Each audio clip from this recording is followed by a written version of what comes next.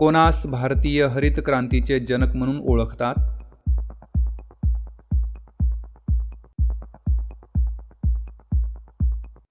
आर्य समाजाची स्थापना केव्हा करण्यात आली?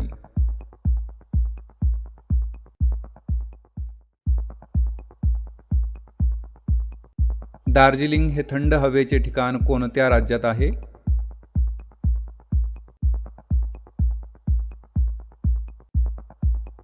भारताचा पहिला अंतराळवीर कोण?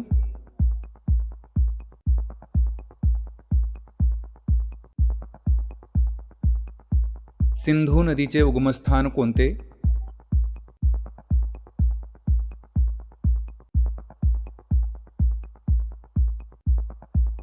विमानाचा शोध कोणी लावला?